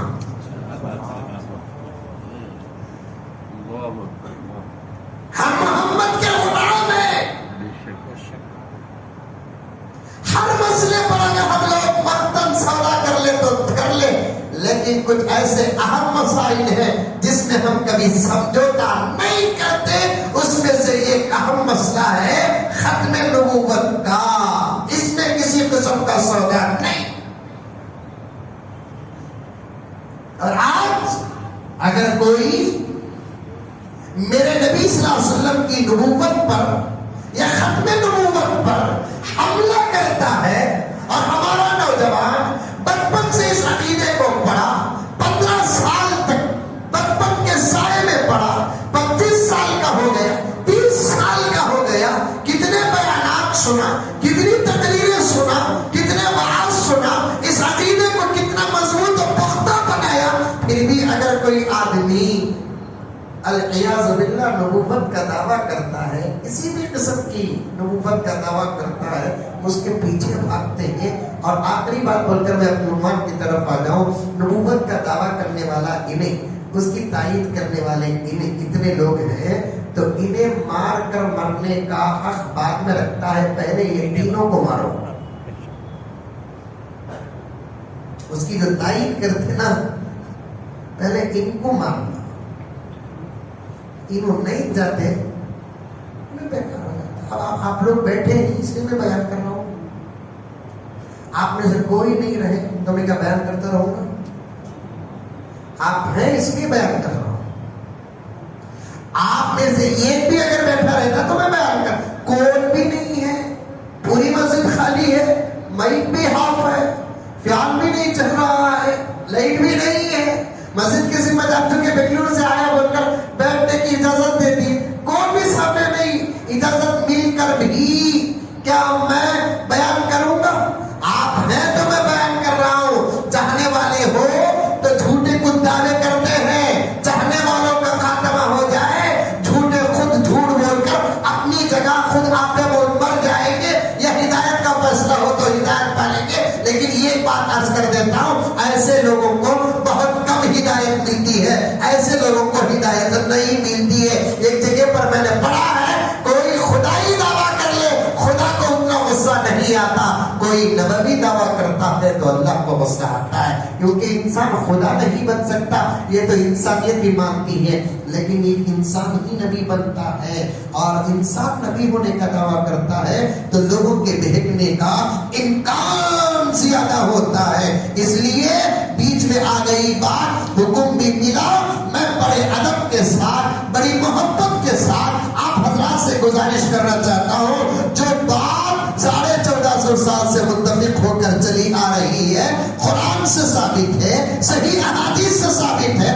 آپ کسی جاہل کو عالم مان لو، ہم تقریر نہیں کریں گے، کسی جاہل کو آپ عالم مان لو، ہم کبھی تقریر نہیں کریں گے، داڑھی بنانے والے کو غوث مانو آپ، ہم کبھی تقریر نہیں کریں گے، کوئی آدمی ولایت کا دعویٰ کر لے ہم پیچھے نہیں پڑیں گے، کوئی آدمی غوث اعظم کا دعویٰ کر لے ہم پیچھے نہیں پڑیں گے، کوئی آدمی جنید بغدادی کا دعویٰ کر لے ہم پیچھے نہیں پڑیں گے، کوئی بایزید بستانی کا دعویٰ کر لے ہم پیچھے نہیں پڑیں گے۔ کیوں؟ اس لیے کہ ولایت کا سلسلہ چل رہا ہے، صحیح اولیاء بھی پیدا ہو سکتے ہیں، جھوٹے اولیاء بھی پیدا ہو سکتے ہیں، لیکن کوئی نبوت کا دعویٰ کرے گا اور وہ بھی مہدی کا دعویٰ، نبوت کا دعویٰ، یہ تو عقل سے بالکل باہر بات، اور مہدی علیہ السلام ہونے کا دعویٰ کر رہا ہے۔ اور ہمارے نوجوان اتنے بھی جاہل ہو گئے ہیں، اتنے بھی جاہل ہو گئے ہیں کہ ہندوستان میں مہدی کہاں سے پیدا ہوں گے؟ ذرا کچھ تو علم سے تعلق ہے، حضرت مہدی علیہ السلام کا ظہور کہاں ہوگا، پیدا کہاں ہوں گے؟ کہیں بھی یہ تذکرہ نہیں ہے، کسی بھی حدیث میں نہیں ہے، البتہ ظہور ہوگا۔ ظہور کسے کہتے ہیں؟ وہ اظہار کریں گے میں مہدی ہوں، وہ بھی ان کو خود پیدا ہونے والے کو خود معلوم نہیں کہ میں مہدی ہوں، 40 سال کے بعد پتا چلے گا ان کو کہ وہ مہدی ہے، نام ان کا مہدی نہیں، لقب ان کا مہدی ہے، نام ان کا محمد ہے۔ ان کے لیے پہلی شرط کیا ہے؟ ان کے باپ کا نام عبداللہ ہونا۔ اب جو مہدی ہونے کا دعویٰ کر رہا ہے اس کے باپ کا نام کیا؟ خود بدی۔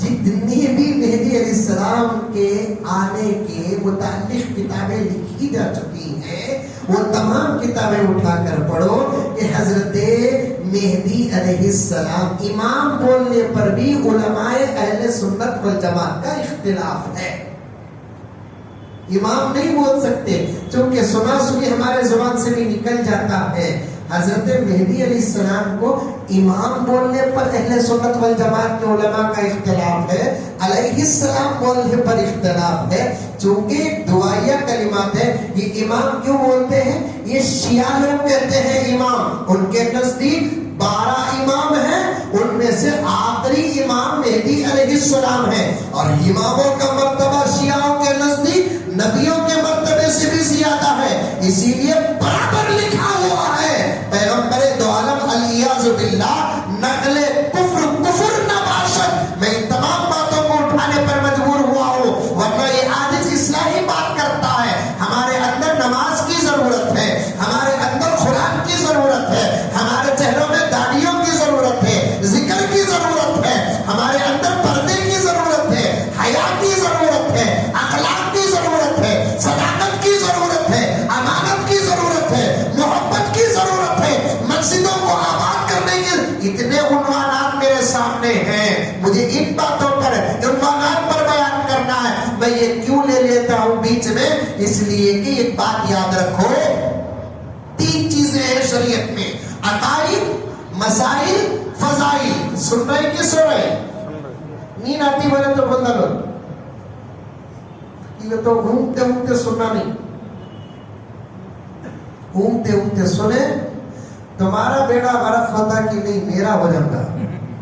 کیا بولے گی، کیا سنیں؟ کیا بولے کدھر بولے ہو جاتا۔ ایک مولوی صاحب بیان کر رہے تھے، حیدرآباد کا ایک آدمی سو رہا تھا، نیند بیانہ میں ایسی نیند آتی حضرت، اور آنا بھی صحیح ہے بیانات میں کہ تو اتنا سکون جو اللہ کی طرف سے ایسی مجلسوں میں اترتا ہے، اچھے اچھے فنکشنوں میں نہیں اترتا۔ مسجد میں کیا نیند آتی مانو؟ اگر آپ کو یقین نہیں رہا تو یہ دعوت و تبلیغ کے ہمارے ساتھیاں ہیں، ان سے پوچھو، ہم ماں رات کے اپنی مصروفیات سے فارغ ہو کر بستر جھٹک کو سوتا ہمارا ساتھی امیر صاحب ڈاؤٹ میں آ جاتی ہے کہ چلے گا، اسے کی نہیں آتی۔ میرے پاس ایک آدمی آیا، ہماری مسجد جمعے میں شریف صاحب بھی آتے ہیں، ہمارے اسماعیل بھائی خری صاحب بھی آئے، پوچھ کر دیکھیے ہماری مسجد میں جمعہ ختم ہوتا 4:30-5 کو، مسجد سے نکلتا ہوں عصر کے بعد میں، عجیب عجیب لوگ آتے۔ ایک صاحب آئے موٹے تازے اچھے، آ کر بولے کہ حضرت بہت پریشان ہو حضرت، کیا پریشانی ہے؟ نیند نہیں آ رہی حضرت۔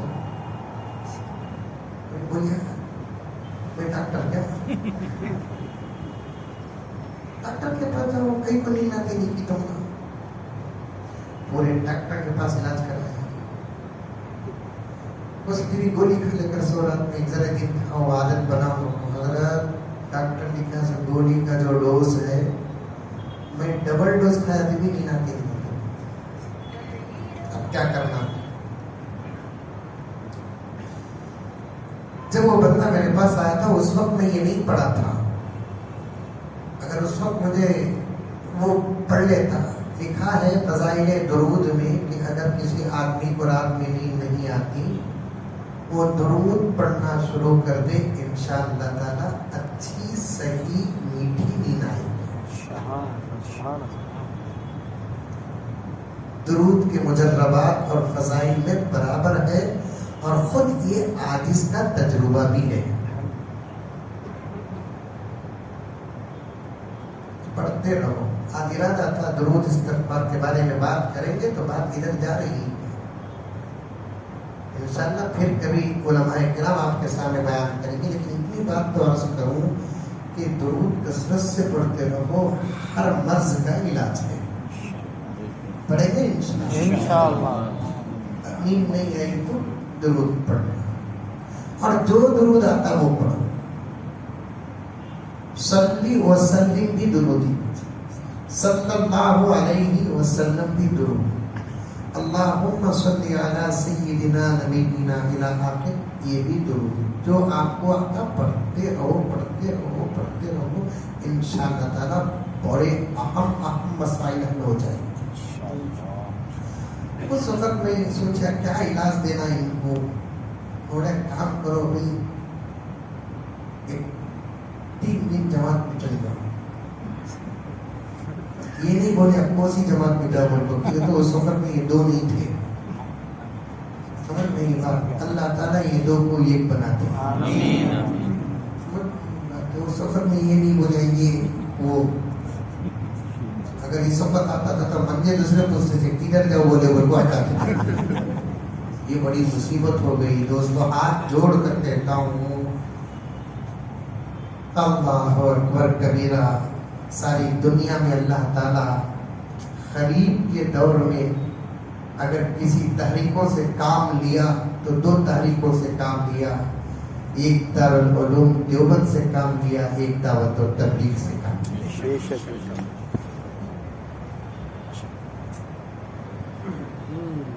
लेकिन आज वो काम बस तो हो गया नादानों की नादानी से। बस इतना कहूंगा।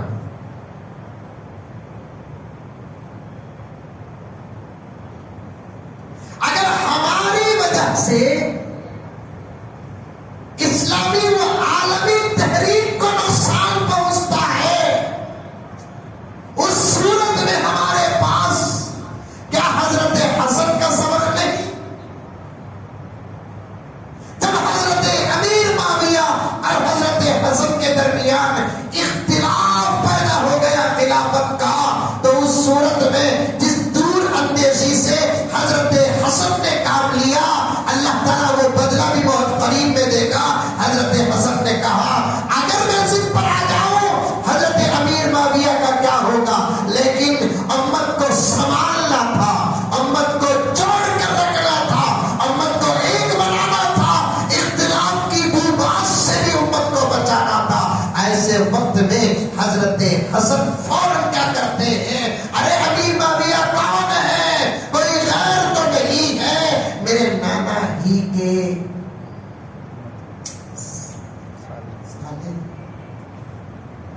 अमीर माविया कौन है, कोई गैर नहीं है, सौतेले से ही मेरे मामू ही तो है। उनका उम्मत को संभालना क्या, मेरा उम्मत को संभालना क्या, दोनों एक है। ये सोच कर हजरत हसन ने जो फैसला लिया, आज वो फैसला उम्मत के पास नहीं है, इसीलिए उम्मत जिल्लत के घाट उतर रही है। एक जुमला कहूंगा, याद रखेंगे, हर चीज जीत नहीं होती, हर हार हार नहीं होती। कुछ लोग जीत कर भी हार जाते हैं, कुछ लोग हार कर भी जीत जाते हैं। हर चीज जीत नहीं होती, हर हार हार नहीं। कुछ लोग जीत कर भी हार जाते हैं, कुछ लोग हार के भी जीत जाते हैं।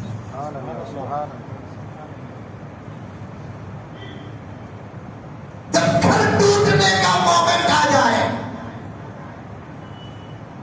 खानदान के बिखरने और बिछड़ने का मोमेंट आ जाए, ऐसे वक्त में जरा सर झुका लो, थोड़ी देर के लिए हार जाओ। घर छुड़ गया, हम न सही हमारे नस्लें बड़ी हो जाएंगी इंशाअल्लाह। लेकिन वक्त ज्यादा हो गया, 6-7 मिनट में अपनी अधूरी बात खत्म कर देता हूँ। खाए भले रात को बैठा हूँ, भूख लग रही है, बस अमल करो मेरे दोस्तों, करेंगे इंशाअल्लाह। मैंने कहा कि जमात में चले गए, चले गए, जाते जाते भी पूछ कर गए नींद आती क्या? मैंने इंशाअल्लाह आती बात मुझसे भेजल को मेरी नींद चलेगी। को भेज दिया साहब मेरी नींद चलेगी। नींद नहीं आई तो डॉक्टर बदनाम, दवा बदनाम, नींद नहीं आई तो मुजम्मिल बदनाम, दावत और तबलीग का काम बदनाम।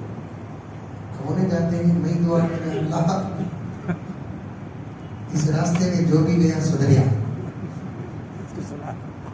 संभल गया, दाढ़ी बनाने वालों के चेहरों पे ऐसी दाढ़ियां आई और इतना गंदा लिबास पहनने वाले इस रास्ते में जाने के बाद अपने लिबास को ऐसा संवारा। सरों में जो लोग अजीबो गरीब किस्म के बाल रखते थे वो सर में टोपी का इमामे ऐसे पहने। अब उनका इमामा, उनकी दाढ़ी, उनका धोबा, उनका इजहार, उनकी जसामत, उनकी शक्ल, उनकी सूरत। रमजान में तरावी के वक्त पहली सब में खड़े तो नहीं लटकने की जगह पे हाफिजा भटक रही तो पीछे बहुत बड़े अल्लाह वाले खड़े।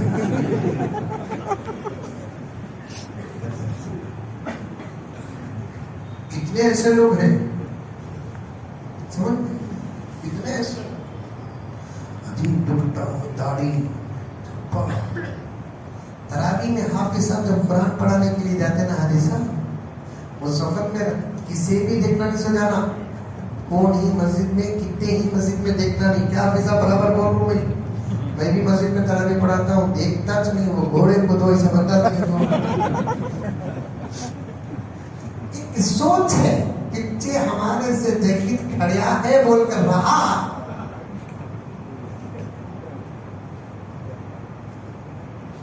अल्लाह ताला कितनों के चेहरे बदल दिया इस मेहनत से, कितनों के लिबास बदल दिया इस मेहनत से, कितनों की जिंदगियां बदल दी इस मेहनत से। अब मैं अल्लाह के पास दुआ किया, अल्लाह ये रास्ते में जाने वाले अच्छे अच्छे सुधर गए, जरूर इंशाअल्लाह तेरे फजल से इन्हें सुधरेगा, लेकिन इससे पहले नींद के बाद में सुधार। 3 दिन के बाद भी आया नहीं, आइंदा जुमा भी आया नहीं, उसके बाद आया, आकर खुशबू को हाथा मिलकर बोसा देकर बोले, हजरत अल्लाह तुम अच्छा रख दो। मैं 2 साल पहले तुम्हारे पास आ जाना था कि भाई इन्हों हमारे अमीर साहब हजरत थे, उनको अमीर साहब ने पकड़ा गया। हजरत जाता था हजरत में जब मैं बोले सीधा चले गया। हमें जाने के बाद टेंशन ही था, साथियों के साथ मिलकर मुझे क्या भी नहीं आता, सब कामा तकसीम करे तो मेरा काम क्या बोले तो दस्तरखान बिछाना, दस्तरखान उठाना, साथियों के बर्तन साफ करना, क्योंकि शुरू में गए तो उसके बाद मैं बिस्तर भी अमीर साहब के बाजू उतर लिया, सोता था हजरत में, ऐसी नींद आती थी। जितने दिन सोया उतने दिन भी अमीर साहब उठोगे तो उठा नहीं, पानी डाले तो उठा।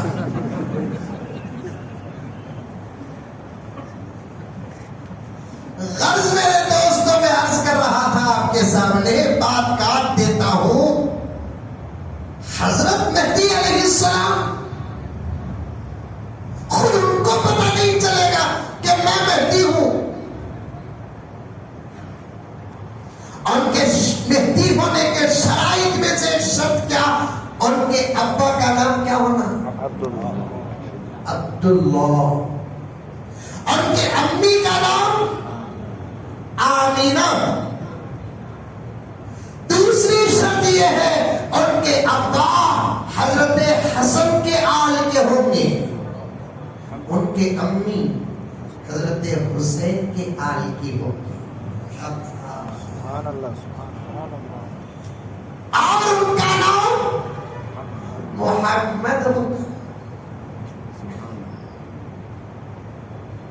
अब जो लोग मेहदी होने का दावा कर रहे, उनके अब्बा का नाम खुदबुद्दीन, उनकी अम्मी का नाम खातून अम्मा। सोचो नौजवानों, ला इलाहा इल्लल्लाह मुहम्मद रसूलुल्लाह के सदक़े अल्लाह ने हमें अक्ल अता फरमाई है। और उनकी पहचान, ज़हूर का तर्जुमा करना चाहता है, उनकी पहचान कहाँ हुई, खुद उनको नहीं मालूम होगा कि मैं मेहदी हूं, उनको नहीं मालूम होगा। उनकी पहचान होगी हरम में, काबे के सामने। पहली मर्तबा कुछ औलिया उनको पहचान कर कहेंगे, अहादीस के इशारे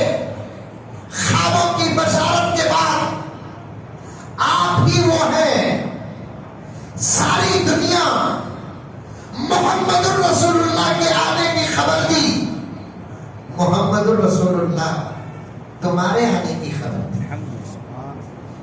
آج اس کی خبر اور بشارت آج فتنوں کے دور میں پیارے آقا صلی اللہ علیہ وسلم نے دی ہے، وہ کوئی اور نہیں، وہ آپ ہیں حضرت محمد رحمت اللہ علیہ۔ صاف کہیں گے میں بھلا کیسے ہو سکتا ہوں؟ اور سنو، جب ان سے پوچھا جائے گا what is your father name, آپ کے ابا کا نام کیا، وہ نہیں کہیں گے بلکہ کہیں گے واللہ اعلم۔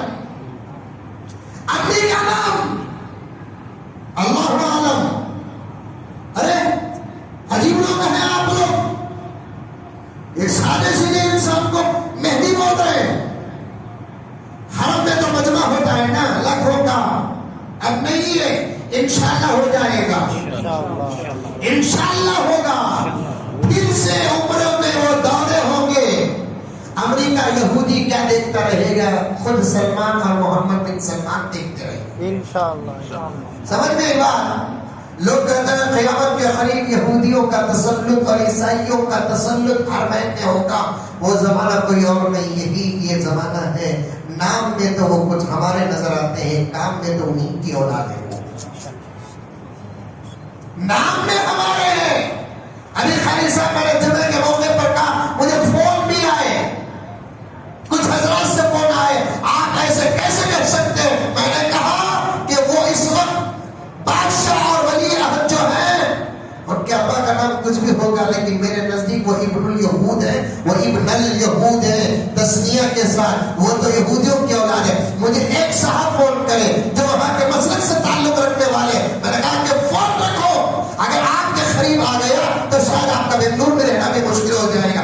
ذرا عقیدت دکھاتے ہیں ہم نبی کے روزے کے بعد، آپ رومال پہ رومال ڈال کر کرتے ہوئے یہ بدعت، یہ ناجائز، یہ جائز، وہ جائز، یہ توحید کے خلاف، وہ رسالت کے خلاف، ذرا محبت اور عقیدت دکھاتے۔ نبی کے روزے کے سامنے کہاں بدعت ہوگا؟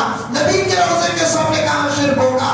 اگر کوئی نبی کے روزے اقدس کے بعد، مواجہ رسول کے بعد صرف ہاتھ اٹھا کر وسیلت دعا کرتا ہے، لال رومال پہ لال رومال لوڑ اوڑھ کے آ کر کہتے ہیں کہ بدعت شرک شرک کہتے ہیں نا، اب ان لوگوں کو کیوں نہیں کہتے جو خود اس نبی کی زمین میں شراب کی دکانیں کھولے؟ اللہ، کہاں گئی تمہاری زبان؟ کہاں گئے تمہارے رومال؟ جو ایک رات کی ڈانس کے لیے ہندوستان کے 40 کروڑ روپے سے زیادہ لینے والی عورتوں کو بلا کر جدہ میں نچا رہے ہیں، اب کہاں گئی تمہاری دعوت و تبلیغ؟ کل قیامت میں مجھے معاف فرمائیں، آج صاف بات کر کے بدنام ہے۔ اگر آپ کو پسند ہے تو سنو، ورنہ تو میں اپنی ہمت میں بنگلور میں دکھا لوں، مجھے ضروری نہیں ہے، میری طاقت میں بتا کر اپنی بات کو ختم کر دو۔ کل قیامت میں عبد الرحمن سدیس کو بہت سخت سوال ہوگا، عبد الرحمن حذیفی کو سخت سوال ہوگا۔ وہ منبر رسول پر، منبر حرم پر کھڑے ہو کر حکومت کو للکارتے نہیں۔ میں نے بنگلور میں صاحب کہا تھا تمہارے سوچا ہمارے ہندوستان کے علماء کروڑ درجے بہتر ہے، صدر کے سامنے کوئی اختلاف کرتا ہے، منبر پہ کھڑ کے سمجھ جاتے ہیں کہ جمعہ میرا آخری ہو، ضروری نہیں کہ منبر پر کھڑنے والے ہی کی شفاعت اور مغفرت ہوگی، پھلی بیچنے والا بھی اگر اللہ کا بندہ محمد کا غلام ہے اس کی بھی مغفرت ہو جائے گی۔ سبحان اللہ، سبحان اللہ، ہو جائے گی۔ مغفرت اور شفاعت کے لیے حرم کا منبر ہونا ضروری نہیں، مغفرت اور شفاعت کے لیے حرم کا مسلح ہونا ضروری نہیں۔ جب علماء سے ہمتیں ختم ہوتی ہے نا، خواب کے بزدل ہونے میں دیری نہیں ہوتی، بلکہ ایک لفظ کہوں تو برداشت کر لیں آپ، اگر آپ کو پسند نہیں تو لوٹانے میں معافی مانگتا ہوں۔ جب علماء دنیا کے کسی بھی کونے کے کیوں نہ ہو، وہ ہندوستان ہی کے نہیں، عربستان ہی کے نہیں، دنیا کے کسی بھی کونے کے اگر علماء بزدل ہوتے ہیں تو قوم نامرد ہو جاتی ہے۔ تمہاری ہمتوں کی صورت ہے ہم، تمہارے حوصلوں کی شکل ہے ہم، ہماری زبان تمہاری طاقت جب مل جاتی ہے تو ایک نیا انقلاب پیدا ہوتا ہے۔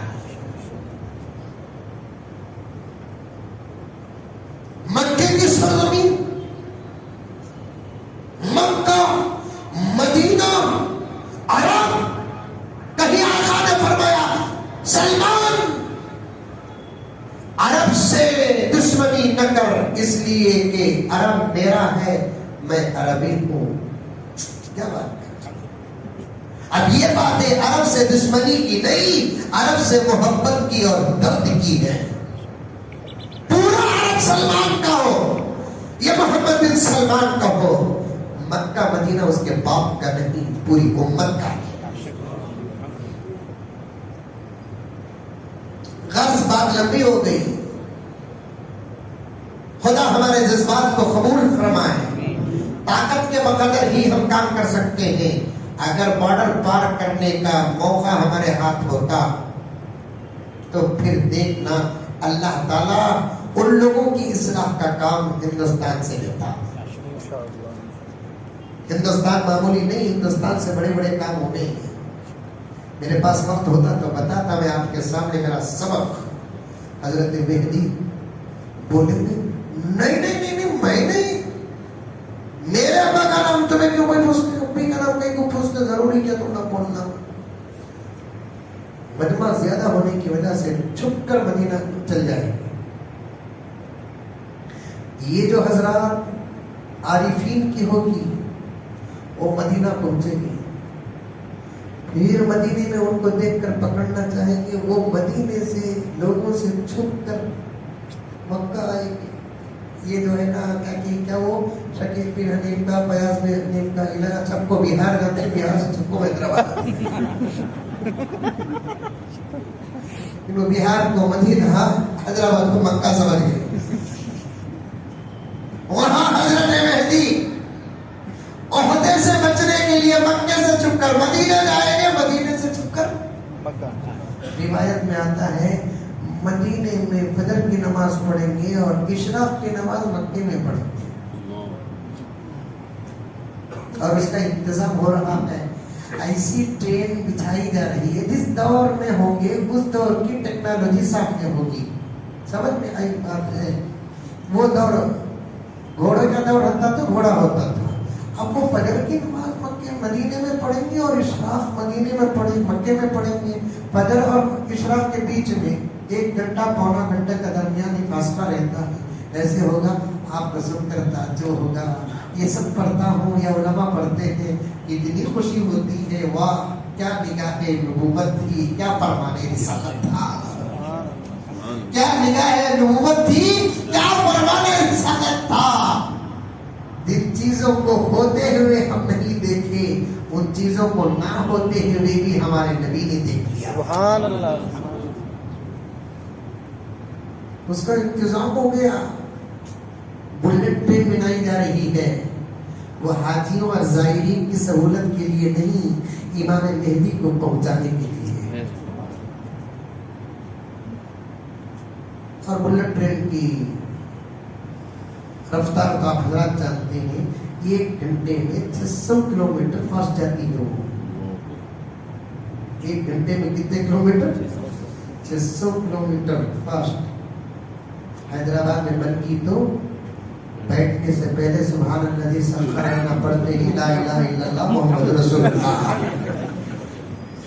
سفر کی دعا کے ساتھ ساتھ آخری سفر کی دعا بھی پڑھ لینا. 1 گھنٹے میں 600 کلومیٹر. میں فلائٹ میں بیٹھا تو ہمیشہ بہت پڑھتا ہوں، سب سے معافی بھی مانگ لیتا ہوں. اٹک کو بھی نہیں لٹک کو بھی نہیں. میں دعا پڑھنا نہیں پڑھنا، بیٹھتے بھی نہیں کہ ڈرا کو مر جاتی. کہیں پانی میں اترنے کا موقع ملے تو یہ دیکھ لیجیے. میں نے رسٹر سے پوچھا سفر میں اچھی بات کرنا تمہیں کیوں ڈرانے کی بات کرتے ہیں؟ انہیں بولے سر ہم کیا کر سکتے ہیں، ہم کو جو بولتے ہیں وہی بولتے ہیں. سفر میں بھی اچھے باتیں کرنا. سمجھ میں یہ بات ہے. بنگلور سے حیدرآباد کو کار میں جانے کر رہے سلو جانا، اچھے ٹرننگ میں آتے بھی خاموش ہونا. یہ بات ہمارا دوست قاسم کو مریا سن. یہ سب بہولے باتیں نہیں کر رہا، یہ سب برے باتیں ہوتے ہیں. اللہ ہم تمام کی حفاظت فرمائے. اللہ تعالیٰ ہم تمام کو نیک توفیق عطا فرمائے. بہت ساری باتوں کو کاٹ دیا ہوں میں. اللہ تبارک و تعالیٰ ہم تمام کو عمل کی توفیق عطا فرمائے. 11:15 بج چکے ہیں. میں کچھ شرمندہ ہوں. وہ 11 بچوں کا جو باپ تھا وہ کہنے لگا کہ میں جتنا سکون میں ہوں شاید کوئی سکون میں نہیں ہے، اس لیے کہ میں اللہ سے ایک ہی دعا کرتا تھا، اللہ مجھے دولت کی ضرورت نہیں، میرے اور میرے بچوں کی جو ضرورت ہے وہ ضرورت کو تو پوری کر دے. ایک میری بیٹی کا رشتہ بھی ایسا نہیں آیا جو کسی قسم کا سوال کیا ہو اور کسی قسم کا ڈیمانڈ کیا ہو, اور کوئی جاہل واہل بھی نہیں آئے, اچھے پڑھے لکھے بہترین رشتے آئے. میری دعائیں قبول ہوئی, اللہ تبارک و تعالیٰ نے میرے پورے مسائل حل کر دیے. سکون جو ہوتا ہے دولت میں نہیں, غریبی میں سکون ہوتی ہے. اللہ مجھے اور آپ کو سب کو عمل کرنے کی توفیق عطا فرمائے.